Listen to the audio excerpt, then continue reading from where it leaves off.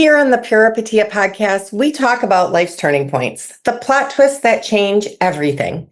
If you're in one of those moments now, questioning your habits, your happiness, or your relationship with alcohol, check out Ditch the Drink.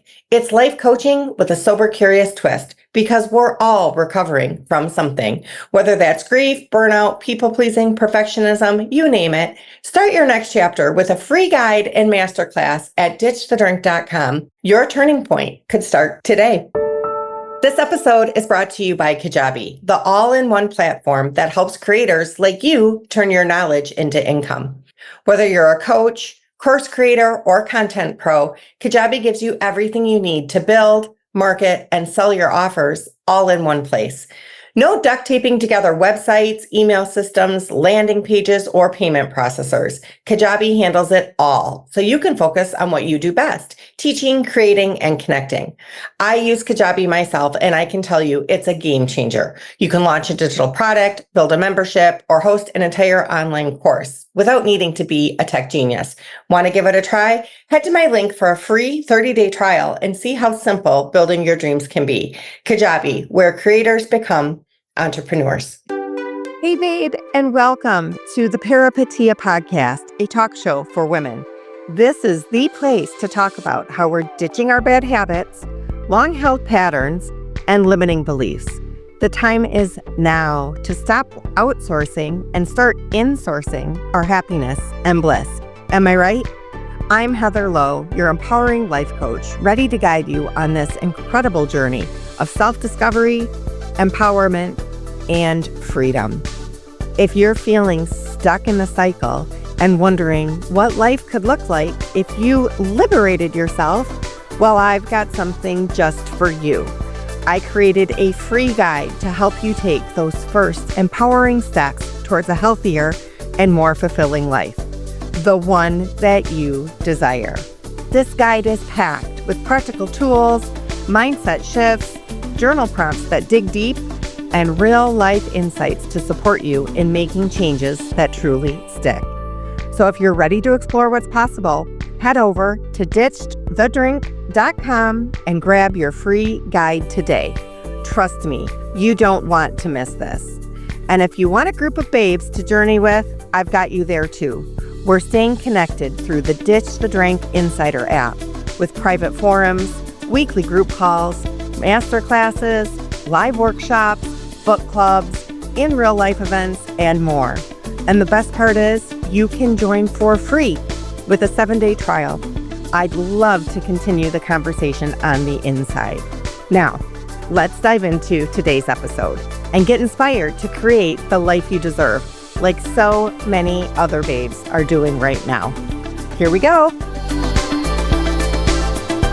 Welcome, Laura Silverman, to the Peripatia podcast. I'm so happy to have you here. You are no stranger to this podcast because you were my first producer of this. That's right. That's right. I'm so happy to be here on the other side. Yeah, we decided pretty early that you would also be a guest. So I'm thrilled to have you. Now, this is season 3. So we've gone through a lot. Yeah. We've already done season 2 in its entirety. That's incredible. Yes. Wow. So, you're at the tail end of season 3. So welcome back to the Peripatia podcast. You are a friend of mine.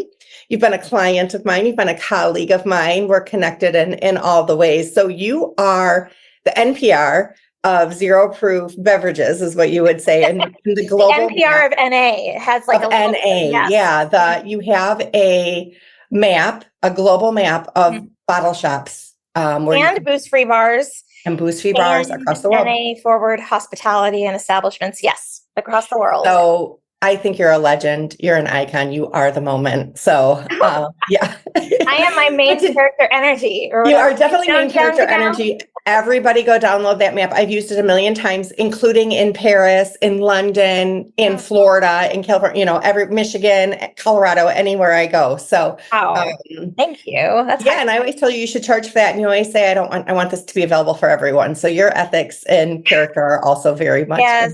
I mean, I'm starting to look into like brand sponsorships finally, but I will not charge the end user because this is just a service I want everyone to be able to have. And you feel so passionate about that because you got sober 18 years ago. Your sobriety is a full grown adult now, and none of this existed for Yeah, you. So that's you right. Oh my created gosh, what I you've feel old now. needed. You're right. Yeah. Yes, I created what I needed. My sobriety is in its freshman year of college. It's wild. Yeah, it's crazy how it's been 18 years and I didn't have any resources, whether it was for getting sober and mental health resources or sort of the sober socializing resources. I didn't have anything. All there was AA, substance use counselors who sort of peddled AA. And yeah, I had mental health practitioners through my intensive outpatient program way back in the day, but it was all very related to 12-step mentality and methodology, and that just didn't sit right for me. But I did it for a while. Yeah, and somehow you've made it through. You've made it through to the other side. 18 years, alcohol-free, creating a really fun social life, social scene, drinks, the whole thing. So good on you.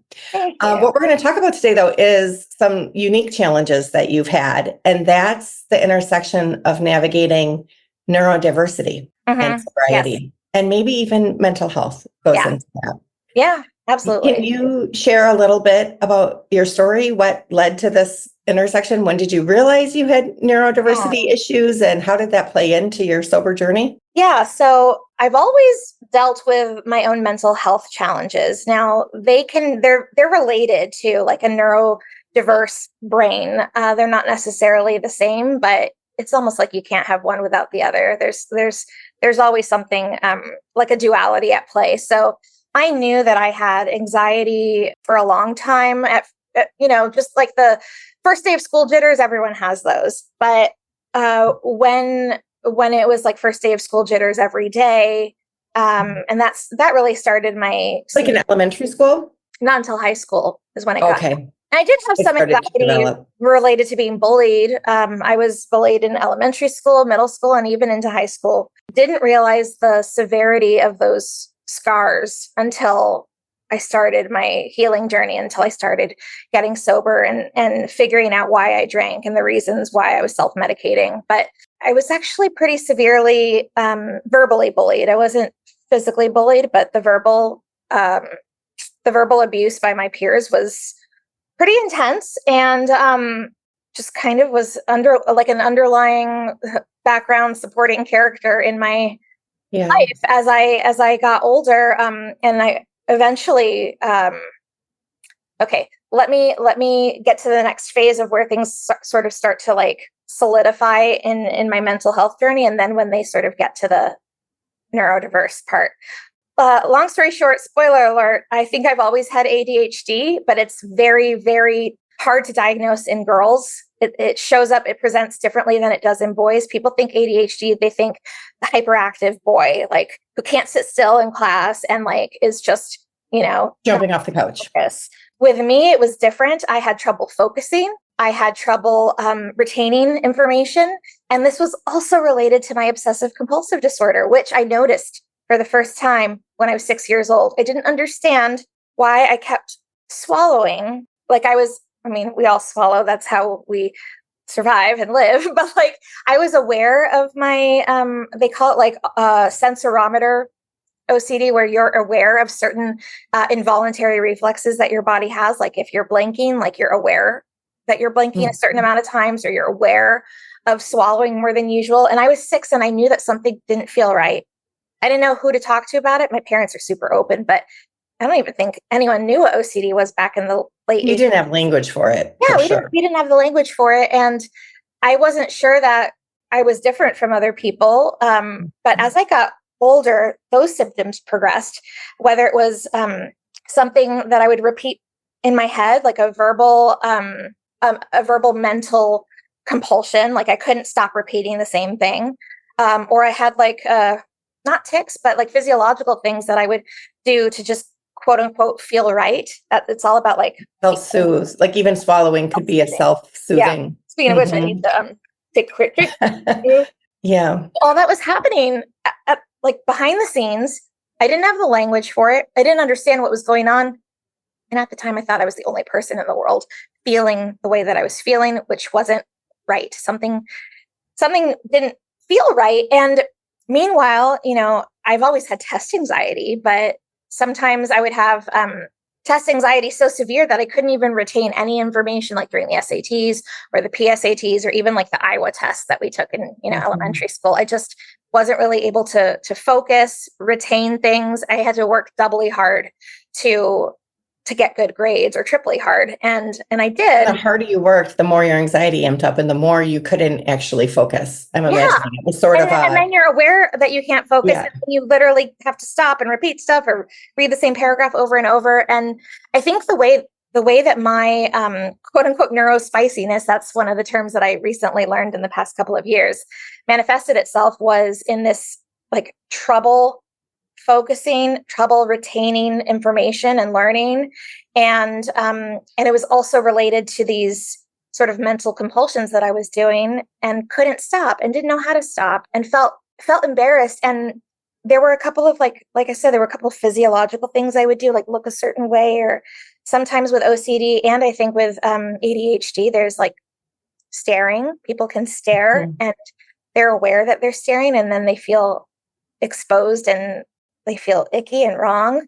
And I was caught a few times by my peers, like doing my compulsions, doing my things that made me feel better. And then that But then worse, because you were bullied. You were a target, perhaps in part because of some of your behaviors or. Oh, yeah. I mean, it was bad. Middle school is the worst. I mean, it's bad for everyone because we're 12 and we have hormones, and it's just a rough age to be, but it was especially rough for me because I was going through all of this. I was in a different country. I didn't feel like I fit in, or all these things happening. And I don't think I even realized it, honestly, until like more recently, certainly in the past 5 years. Not, I knew that when I was getting sober, I had some mental health issues that were undiagnosed that I was finally addressing.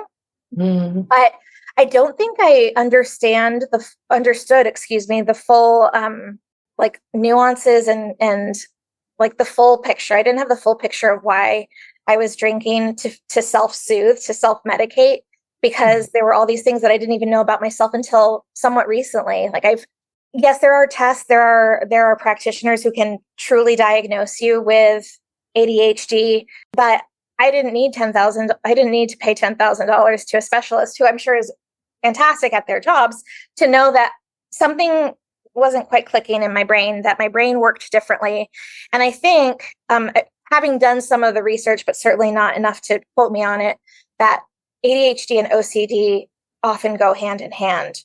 If someone has OCD, it's usually quite common that they might have ADHD as well. I don't necessarily know if it's the same. Like if you have ADHD, you'll have OCD, but if you have OCD, you usually have some focus issues and some other differently abled brain activity, so to speak. So ADHD you would define for yourself as like focus and anxiety and executive functioning, the lack of executive functioning. And this is also related to OCD. Like I have trouble tidying up. I have trouble cleaning. I can't focus on one area at a time. I just look at the mess and get overwhelmed, and then just get paralyzed. I don't know what to do. Right. Like, I just look at my apartment, which instead of sorting things into rooms, like I have a studio apartment, it's a spacious studio, but it's still one great space. And I'm like, I see stuff everywhere. I don't know what to do. And then I just kind of like go into turtle mode and do nothing. crash. Yeah. So, and then OCD would you say that's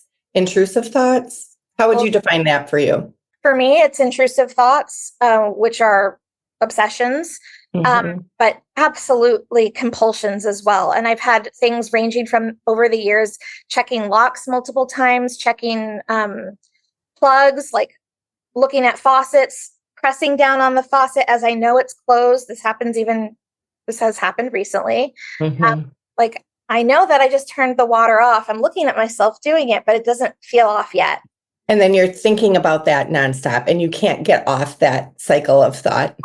Sometimes, but like usually if I feed into it, which I'm not supposed to do, but if I feed into the OCD and do the compulsion, usually I'll feel right at some point.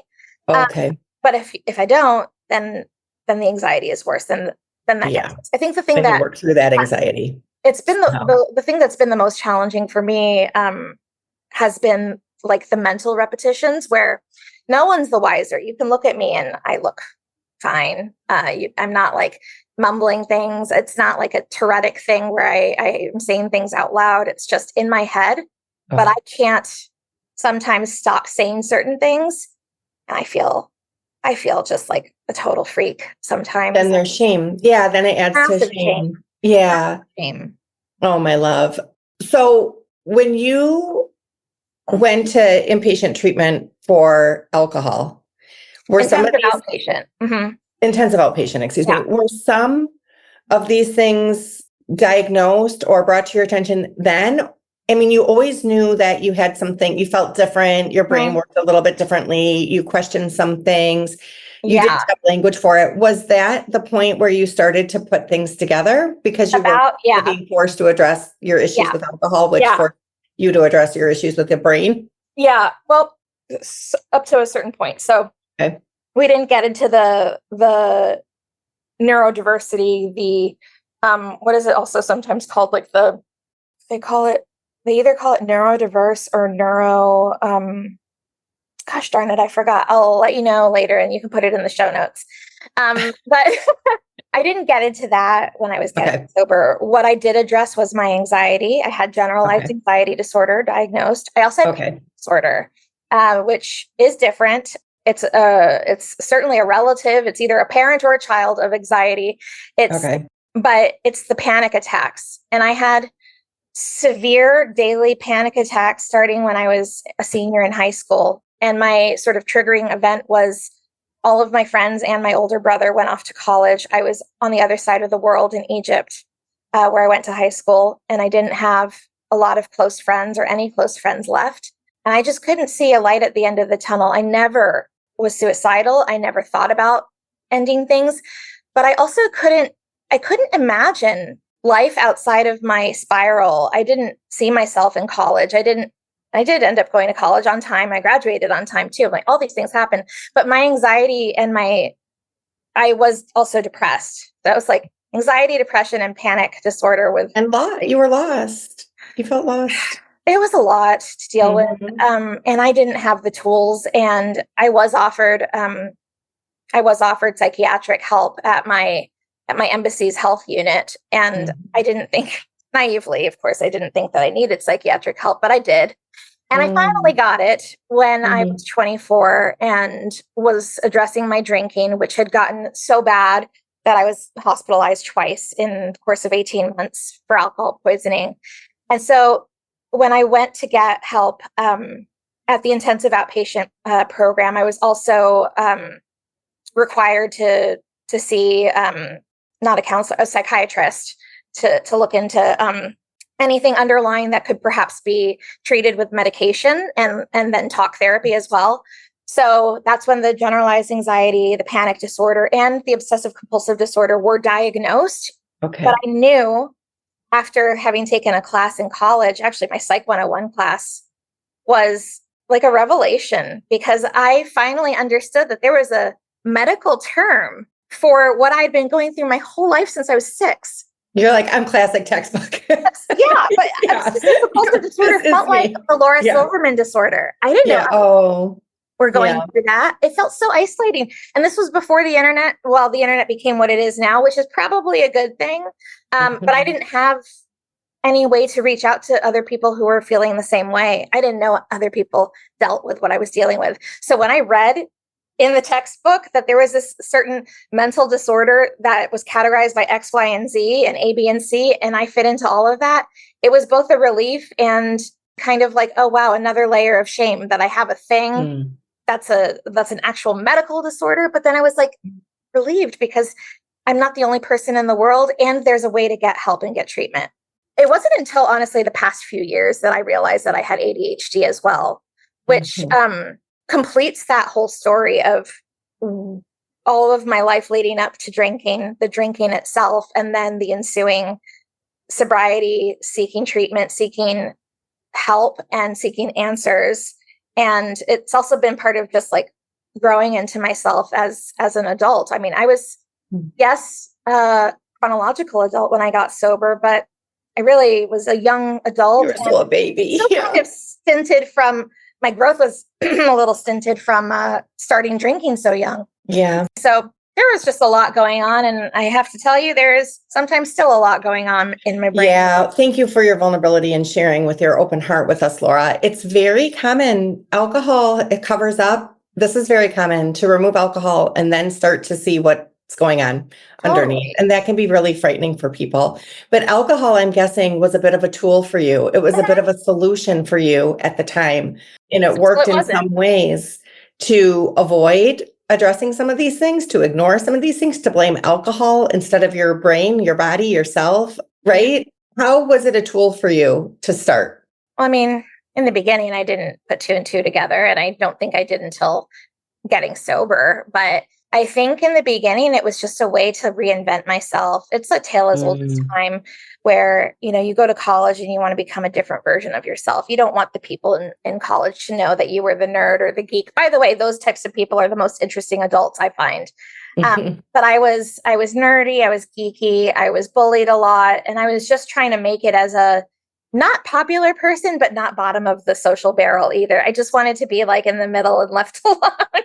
So alcohol helped with a different identity than you had. Yes. It felt like that. Okay. Yeah. I was then known as the party girl, and I thought I was pretty fun. And maybe a party girl's better than a nerd. Well, apparently, according to some people, but now so you thought at the time. I would gladly be a nerd over a party girl. And even better, a nerdy, sober party girl is like my manic pixie dream girl version of myself. Totally. So yeah, in the beginning, it was about reinventing myself, about seeking a new identity, and about being seen in another way, not as the version of myself that I labeled as freakish or like different. I didn't want to be like, it also helped to silence my brain. The alcohol doing what it does, it's a toxin that weaves its way into your brain and your body, but it was able to slow my brain down. It shuts you up and dumps you down, right? Yeah. Well, it didn't shut me up. It made me louder and sexier. And through your mouth, it made you louder, but slows the brain processing. Yes. Yeah. And it softens the edges of some of those thoughts. Yes, absolutely. Yeah. Guess what happens the next day? No idea. I don't have any experience anxiety. Just like regular anxiety is pretty awful. Add anxiety disorders and add obsessive compulsive disorders on top of all that, and hangovers were horrible. Just absolute terrible. But you know what? Then you start to feel better, and then you feel okay, and then you're at it again. And so it became a cycle. For me, it was a weekend cycle. I don't know if it was certainly not about feeling like I was better than anyone else, but for me, I was sort of in a competition with myself to not drink during the week, to be a good student during the week. And on the weekends, I would allow myself to binge and allow myself to think a little less, so to speak, and allow myself that relief that I could. It's a reward. It sounds like that. Even saying allow myself to, like, I'll be a good girl all week. I'll do what I'm supposed to do. I'll fit into society and get good grades and do the things that I think I'm supposed to do. And then my little treat for that is a weekend of balls to the walls, whatever I want. Let myself off the hook. Give myself this freedom. And that's what it's sold as. If only it was that. It's not that at all. And we know that now, but it is the idea of, it was the idea of self-care for you. It was the idea of letting yourself be free. Yeah. Right? Yeah. 100%. And, it was a solution until it wasn't. But it was just a tiny, tiny window of a solution, but it did help for a second. It did help my brain kind of slow down. It did help me feel less like the overexposed version of myself that I felt every day. And there would be little things that I would, for me, one of my obsessions and compulsions revolved around peeing. So I basically developed an overactive bladder my senior year of high school with a physiological overactivity, but it came with a lot of psychological obsession over it. I couldn't stop thinking about, what if I have to go in the middle of class? Will a teacher let me go? What if I can't make it to a bathroom? What if I have an accident in front of my peers and I'm 18 years old? I skipped classes. I skipped assemblies. I skipped socializing and I was in a deep depression. And that carried through into college. But because I found out that everyone else had to go to the bathroom when they were drinking, I didn't feel like such like such an outsider with that need of mine. I felt like, okay, if I drink like everyone else, we all have to pee and we'll go to the bathroom together and it's fine. Yeah. But during classes, I would, I treated every class like it was a road trip. I had to empty my bladder like to oblivion before any class. And then I would be mindful of every single person who got up in the middle of class to go to the bathroom and came back completely unashamed, because they're normal people who sometimes have to go to the bathroom and then they come back. But I'm like thinking to myself, well, I made it till the end. Like I won that class. You guys, I'm so excited. My favorite makeup brand asked me to be an ambassador for them. Jones Road Beauty. You guys, if you feel like a clown in makeup, like I do, this is the makeup for you. It feels so moisturizing and hydrating that when I went to the store, they actually told me I was using so much. I want to take a bath in this, okay? Jones Road Beauty is the clean, high-performance makeup line from Bobbi Brown, made to enhance your natural beauty, not hide it. From Miracle Balm to their viral foundation, every product is multi-purpose and effortless. It takes me about 5 minutes in the morning, and I feel good all day. And right now, if you use my link, when you spend $85, you're going to get a free mascara. Head to the link below. Start fresh, feel good, glow differently. Thanks, Jones Road Beauty. You know I love magazines. From my vision board to my junk journaling, getting that glossy happy mail in the mailbox makes me so happy, you guys. What happens after the moment? That changes everything. The grief, the healing, the reinvention. After magazine is where those next chapters unfold. It delivers soulful essays, powerful interviews, and vibrant visuals that explore life after the transformational moments and after alcohol. And now, we've introduced an Ask a Coach column with real questions and grounding guidance from an expert coach, me, Heather Lowe of Ditch the Drink, because sometimes the best next step is simply knowing what to ask. For honest answers, thoughtful advice, and a path forward, explore After at aftermagazine.com with my link below.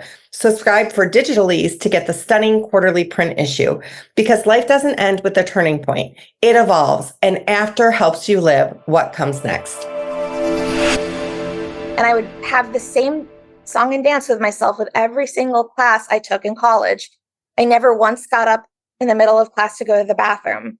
But meanwhile, I'm going before and after each one and like trying to completely void my bladder, and then drinking on the weekends and just like allowing that part of my brain to shut off. Yeah. The biggest relief. But when I got sober, I realized that a lot of my bladder activity was psychological. It was a psychological response to the depression that I was in. And it's actually something that I have continued to deal with, up until this day. I'm still working through some of that. And it makes me feel less ashamed than I used to be, but still a little like, why can't I just have a normal, quote unquote, normal life? Yeah. Mm-hmm. I mean, there's still some things that I carry with me with the OCD to this day. And certainly the ADHD, I'm able to have language to describe it more. And I'm able to verbalize what I'm feeling and going through, and able to identify in with other people. But I still suffer as a result of my brain just not being on the quote unquote normal railroad tracks that other, neurotypical, that's it, like neurotypical versus neuroatypical.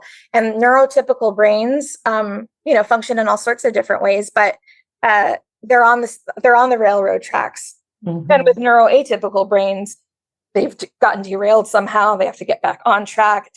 Sometimes the tracks are just rusty and stuck, and you can't get back on. And it's just a lot of effort sometimes to even just go through daily life, and not in a sense that like, please don't worry about me, not like that, but just to sort of appear and feel normal. Sometimes it takes a lot of like mental work. Yeah. Yeah. And I think I always have compassion, because sometimes you're like, is this my meds? Is this my brain? Is this just, I'm in a bad mood today, or I'm overwhelmed. So is it also PMS? Like, is it perimenopause? Is it what do I can attribute this to? I don't know. I don't have a baseline sometimes, right? Like, I don't know what is normal, and I don't know what to attribute this to. It could be is it just a bad day? Yeah. Or is That's something such a good point, Heather. Because I mean, I have medications too that can affect your weight, affect your memory, affect your mood, your hunger, right. And now I've got different things that are happening that I'm pretty sure are perimenopause. I'm 42. I'm certainly not menopausal yet, but I think I'm perimenopausal, and things are changing. And it's like, what is my baseline? I don't even know what a baseline is anymore. It continues to move, right? The center of gravity continues to move as you grow and change, and your medication changes, and your situation changes, and your body changes. Yeah. As a coach. Can I just say, yeah, because I know you're about to get into some coaching nuggets, but just for the listeners out there, just so that they know, and I'm sort of telling on myself, even in our conversation just now, like I've been going through some stuff in my head that I'm just like, chill out, Laura, like, shh, be quiet, talking to Heather, present. Like, it's just sometimes it just never ends. It's a noisy chatter in your brain. There's a constant evaluator, critique, maybe supervisor. Both. It's all the thing. All of it. Sometimes I have periods of reprieve, and I love those peaceful times. Yeah. You also have a lot of gifts and talents with your things. For instance, your intuition and your knowing of me, that you're like just looking at me saying, I know you're going to get to some coaching nuggets. Well, you were about to say as a coach, and then I was like, I can't forget this, because I do forget a lot of things that could also be related to. Yeah, well, as a coach, as a friend, I mean, I'm just thinking the thing that can change, and I hope has changed, and I'd love to hear how you've navigated this, is your approach to yourself. Like, your brain is your brain, and some acceptance and relief of a diagnosis that I've heard, and you used to use alcohol to cope, and now you don't. Now there's other things, but has your approach to yourself been like, as a kid, you're like, I'm different, I'm weird, I'm wrong, I hate myself for this, I wish I was normal, right? Yeah. And now, has that improved? I was like, I'm gonna cry on Heather's podcast. No, I'm not. Of course you are. Of course you are. I hope Waterproof so. mascara. I hope so too, because it's really cleansing to have a good cry.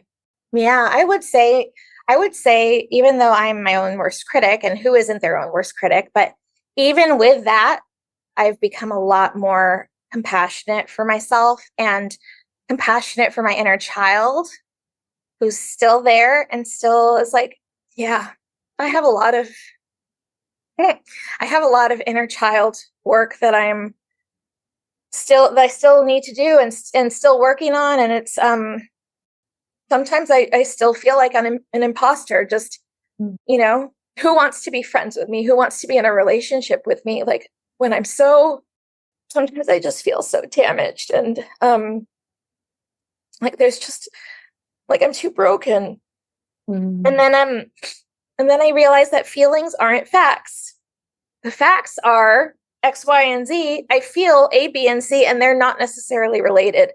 And a lot I've learned from you, and a lot I've learned from therapists I've had in the past, from psychiatrists, a lot of books that I've read, a lot of podcasts I've listened to, and just knowing that I am not my feelings, and my feelings are valid, but they're not indicators of my reality. But yeah, I have become much more compassionate to myself, and it doesn't mean that it's not without struggle, and it doesn't mean that that I know how to do everything. And I do think it's come with a lot of gifts. Like, I believe I'm deeply empathetic, that I am intuitive, that I want to help people, that I want to help myself. And that's why I created resources, because I needed them. Yeah. Yeah. And I told you when we met in person for the first time, I told you, you're the safest person in the room, not just for me, but for everyone. And everybody in the room knows that. What do you mean by that? I mean, like, how did you know? That you will love and accept any single person that would walk up to you. Every single person can be their authentic selves with you, because you are that to them. You say, I feel imposter, but nobody has to imposter with you. You will accept every single one of us exactly as we are. And you are not afraid to say, I'm struggling with this. This is hard for me. I feel weird. I'm this, I'm that. And we're all like, me too. Yeah, we can all take off our masks and say, me too. Yeah, there's been a lot of masking in my life, and I didn't even know that term existed until I started learning about the neurodiversity, and about the autism spectrum, and about what it's like to just go through life having to sort of, as Glennon Doyle said it in one of her books, sort of like send out the ambassador of herself into the world. Mhm. And that resonated so deeply with me because for a long time, I just felt like I couldn't be who I am. Mhm. And I was also feeling, sorry, it's Bisexual Visibility Month. Mhm. And I was always dealing with another layer of shame, not knowing who I was because of my sexuality, and then obsessing over that and just thinking that everything about me was wrong, Mm. everything. And I've just come to love myself a lot more, Yeah. but it's not easy. Yeah. I've had that too, Laura. My experience has been everything I felt, I said, that's not the right way to feel. Everything I thought, it's like, you shouldn't think that about that. I feel this. No, you shouldn't do that. You know what I mean? Like, I'm mad. You shouldn't be mad. I'm sad. Don't be sad. I just dismissed myself, every single thing. And my journey to sobriety has been just like what you said, like, what if I got on my own team? What if I wasn't wrong? What if the way I was feeling was exactly the way I was meant to be feeling? And what if I could just accept that? What if every thought I had wasn't the wrong thought? So I too work very hard to say, to shut up that voice. You know what I mean? And to say, I'm mad and I have a good reason to be mad. And I'm sad and I'm allowed to be sad. Yeah. And no, I don't need anybody else's approval or affirmation or validation on that, but mine. And I'm going to give it to myself. And I'm going to let myself be mad and sad. And I'm going to let myself have that thought. And I can change that thought. And thoughts aren't all true and all that stuff, right? But I'm going to allow myself to be myself. And sobriety has the path, has been the portal to that for me, to allowing myself to be myself. And for you, like, your brain is your brain. And I've had the same kind of reckoning of like my background, my trauma, my life, it is what it was. And it's not all my fault, right? Yeah. You didn't pick that brain picked you. So it's the one you have. And as much as you want to change it, you won't. It's yours. It's not possible. It's my brain. Right. Right. So you navigate and manage what you can with what you have, and you play the cards that you were dealt. And I hope start to see the gifts in some of those too. I see the gifts in you, of course. Yeah. You're a light. And of course, I want you to see yourself through my eyes. And of course, I know it's an ongoing thing for all of us, right? I think for me, and in terms of our like coachee relationship, I'm the type of client that sees results on a very like glacial basis. Like these things are happening all the time. It's just, it's not like an overnight success. It's not, which as they all say, overnight successes take 10 years or 20 years to get there. But I feel significantly different, even as a now unemployed person. Again, I still feel like I got so much out of our time together. And, you know, I have my abundance and anxiety shower affirmation. I was going to say, it's the shower affirmation. They really helped me think differently and feel differently. And I don't blindly trust in the universe, but I do trust that things are going to work out somehow. And I have to take action for them, you know, for them to get there. And I will also say that even though it hasn't been my path in recovery and sobriety for like 15 years, I think going through the 12 steps with a sponsor when I did was really, really beneficial to my early foundation as a young person and as a young sober person. Because as I mentioned, just like literally, what was the thing that I just said before talking about 12 steps? This is I have a lot of brain farts. It happens all the time. But yeah, just I don't really remember the exact words that I said, but some of the things that I did work on were just, you know, evaluating whether it wasn't about sober behavior, although that's been a thing too. Like I've been sober, but maybe some of the things I've done have not been of a sober person, which for me, like may have meant like I used to drunk dial a lot of people or drunk text a lot of people.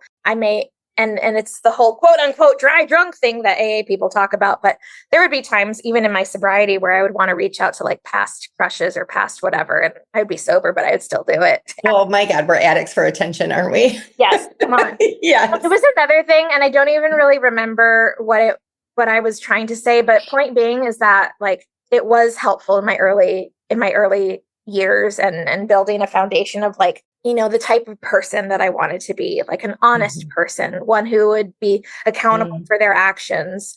There was a lot of like powerlessness that AA preaches that never sat right with me, because I was like, I I chose to get sober. I chose to get help. And I'm a fucking queen. But like, I do, whether or not it was an ultimate coincidence, Right. or it was a higher power working or whatever, like somehow I made it out of that last drinking experience relatively unscathed.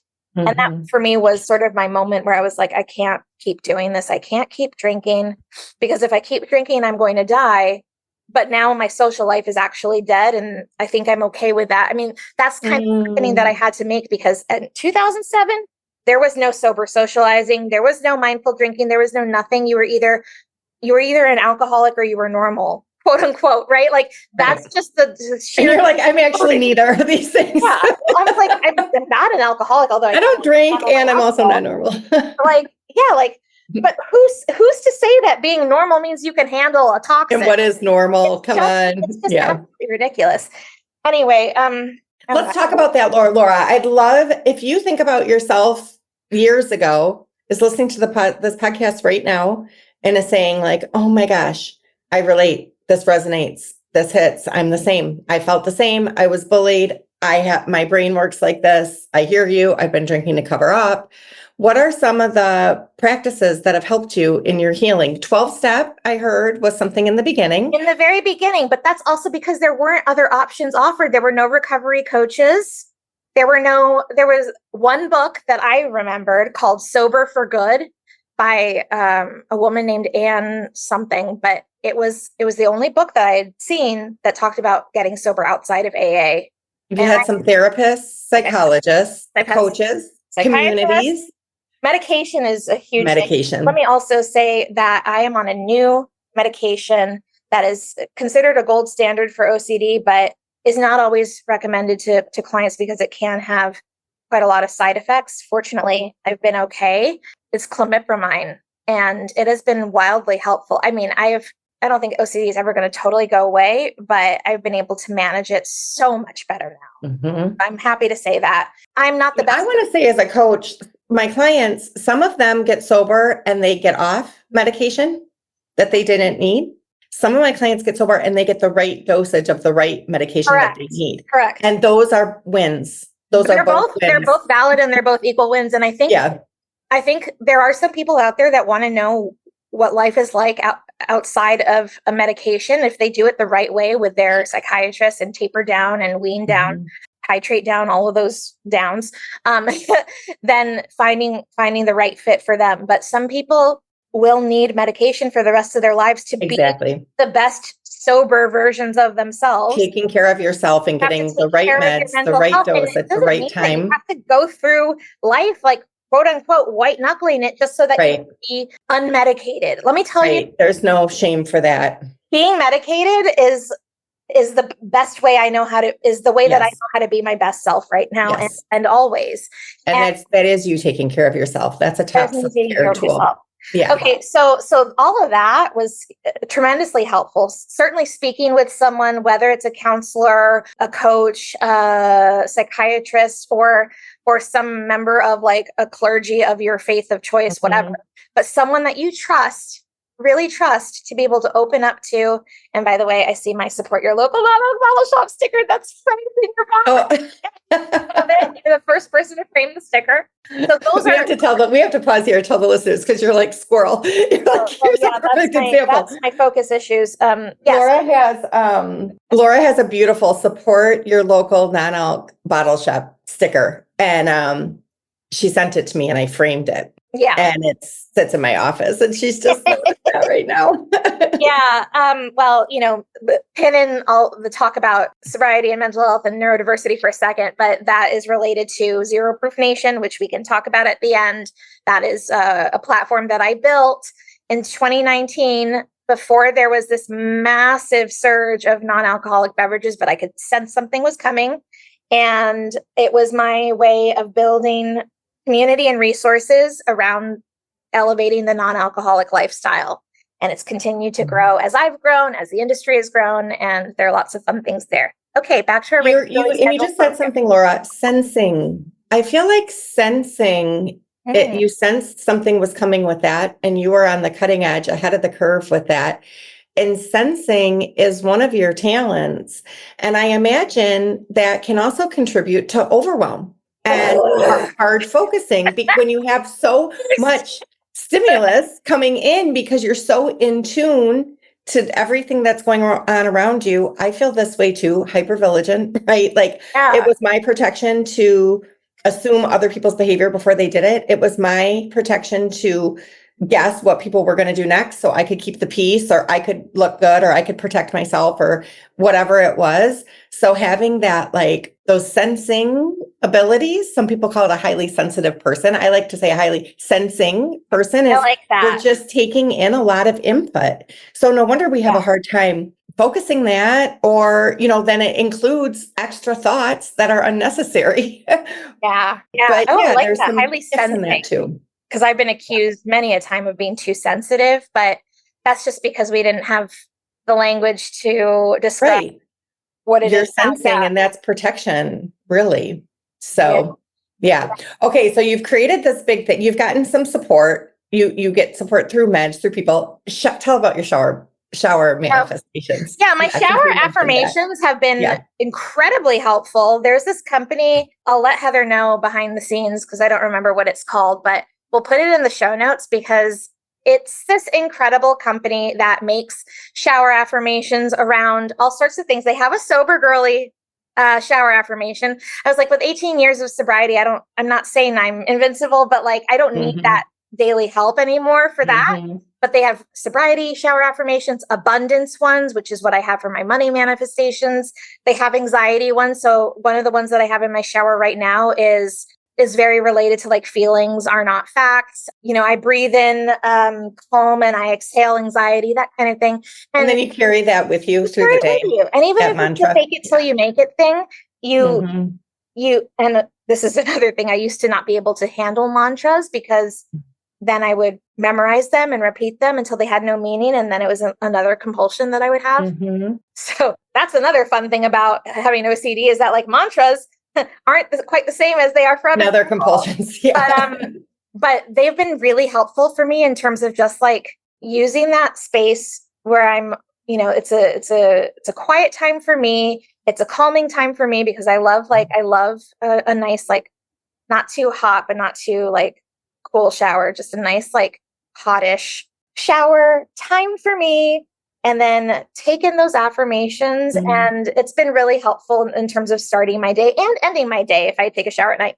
So you literally let it soak in. The water element is so healing. Yes. This is a huge coaching tip for me too. I'm like, from a baby to an elder, throw them in a body of water and it's automatically calming, right? For all of us, whether that's a bath, a pool, a shower.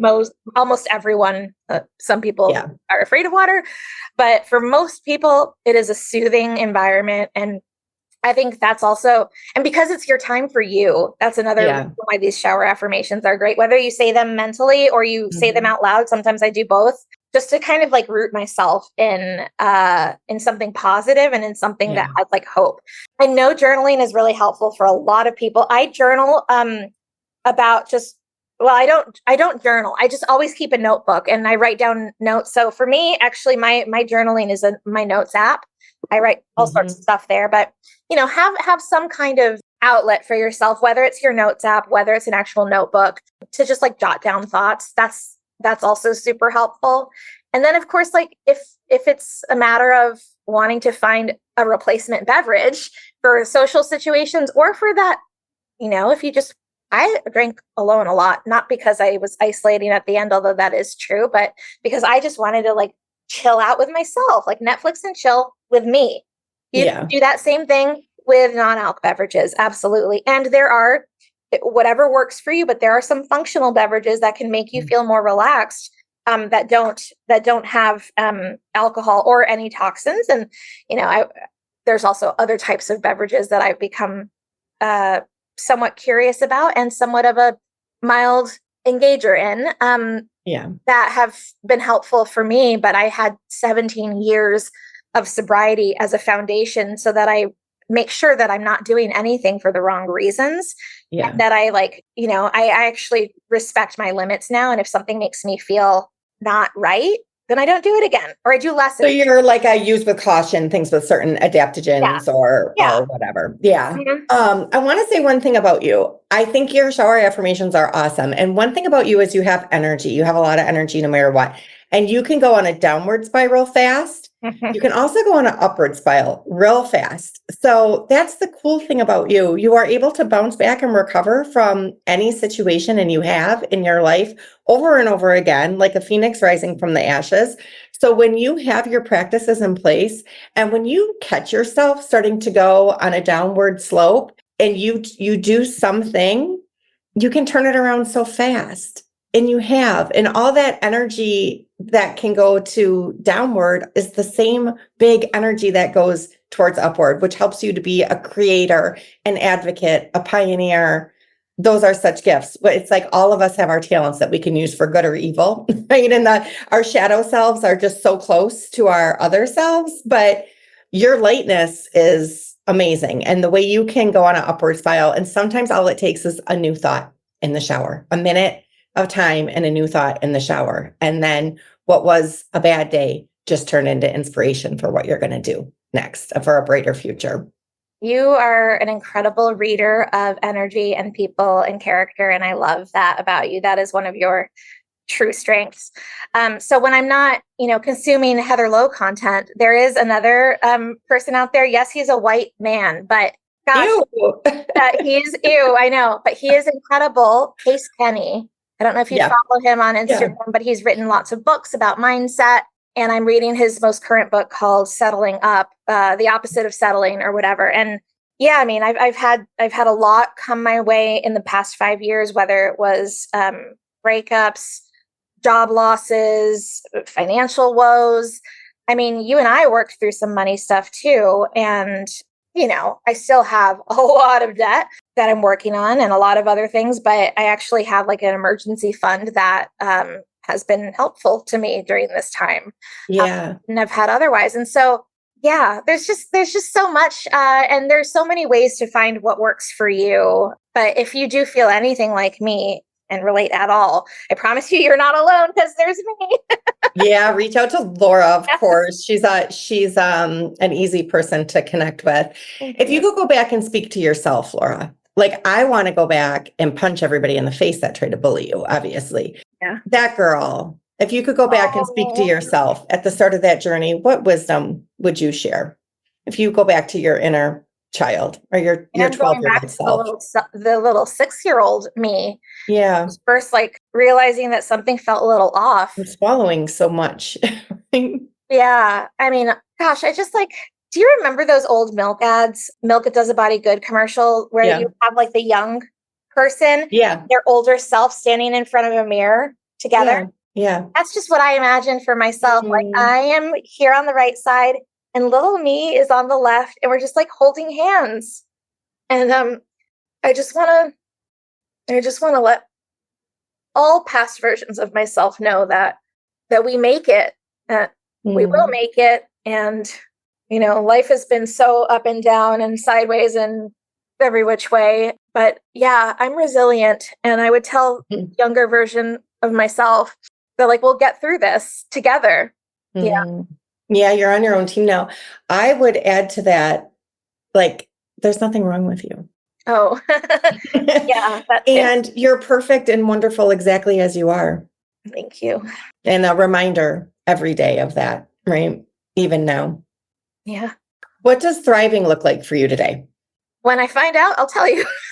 I will say this. When we started working together, you were unemployed. Then you got a great job. Now you're unemployed again of no fault of your own. But you're approaching it, your energy, you're approaching it is in a totally different way this time than last time. So it's such obvious growth. It's such obvious healing and growth. So I'd love have to a much more open-hearted look at things, I think. Yeah. I have a less of a why me self-pity party mentality. I mean, I still self-pity from time to time because I'm human, but I stay in that place a lot less long, a lot shorter of a time. I stay in that place less than I used. I think that's huge. Like I think that's a huge example of growth. Yeah, I can bounce up like I'm not much of a pickleball person, but I can dink the other way. Does that even like Yes. make sense? I love that. Yeah. I love that. Yeah, I do think that I'm approaching things like more like a Care Bear now, like emitting my Mm. Laura energy out into the world, and it's less like like why me? I can still I just realized there's a reason the word aura is in Laura. Laura, Aura and Laura. Yes, Aura and Laura. I do see you as that Care Bear now. yes. Oh, With that's your great. lightning bolt zero proof nation Yeah, lightning symbol. bolt coming out of me, but not like in a thunderstorm way, just like in a unicorn Or way. like good energy way. Yeah, I do think that it took a while to like internalize our work together, and it took a while to internalize, some other tools that I was using, but I think I'm finally using them. I think they're finally clicking, and something is bound to work out. And I say all of this very much from a place where I know I'm speaking still from privilege. I have family who can help me if I needed it. I realize that even with all of the messed up things that are going on right now in the country, there I still have privilege, and I want to be really mindful of that and see how I can still like do good in the world. And so I just think that I'm adding up in my karmic bank account. It's just things are becoming flush over there, and someday soon, I'll get those returns, that return on investment, the ROI, because ultimately I want to be able to do so well financially for myself that I can help other people out financially too. And you can't fill other people's cups until you fill your own, that whole thing. So I got to take care of me. And once I feel taken care of, I want to be able to give back in a meaningful way, not just with free resources, but with actual financial resources too. I love that. Oh my gosh, it feels like my work here is done. That is so beautiful. Yes, here's a shining example. And I say on my first call with everybody is probably change is harder and slower than you want it to be. So just know For that, like sure. even an award-winning coach does not have an easy button to speed that up or make it easier. Oh, Hopefully it's more comfortable and you start to recognize more and whatever, but change is just hard and slow for everyone, neurodivergent or not. yeah. It's really hard. Where can listeners connect with you or follow your work, Laura? I know you want some space to talk about Zero Proof Nation, and I want to hear all Yeah. about it. And by the way, that was the word I was looking for. It's neurodivergent or neurodiverse. They're two different words, but like I couldn't think of the neurodivergent. Thank you. But look at you did. Now Because you did. you did. So people can connect with me in a variety of ways. I think Instagram is really the first stop for a lot of folks, and I'm not as frequent as a poster anymore. But if you want to reach out to me on my personal Instagram, it's at We Are Sober.